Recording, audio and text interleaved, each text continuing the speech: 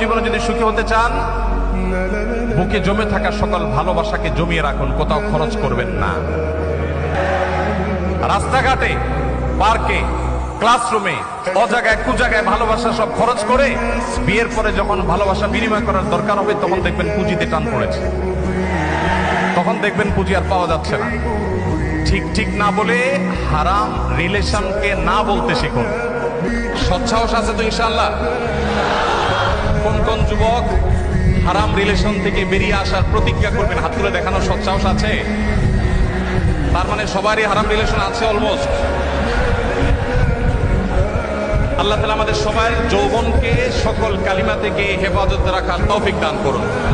ইসলাম বিবাহ বহির্ভূত সম্পর্ককে হারাম করেছে। ইসলাম কেন বিবাহ বহির্ভূত সম্পর্কে হারাম করেছে সেটা আল্লাহ তাআলা ভালো জানেন। তবে আমরা এটুকু কথা বলতে পারি যে এর চাইতে আধুনিক হওয়ার কোনো সুযোগ আপনার নাই। এখানে একজন হুজুর আছেন, আমাদের মুখতার ভাই। আপনারা তুলনামূলকভাবে হুজুরদেরকে দেখবেন যে মুখতার ভাই তো বাসার বাইরে বেরিয়ে হতে চান না। আজকে ফজরের পর একটা মিটিং ছিল ওনার সাথে, উনি আসেন নাই। হুজুররা তারা বাসাতে এত বেশি আবদ্ধ, এত বেশি তাদের স্বামী স্ত্রীর মধ্যে বোঝাপড়া এত বেশি, হুজুরদের মধ্যেও যে কিছু ব্যতিক্রম নাই তা না, আমি সেটা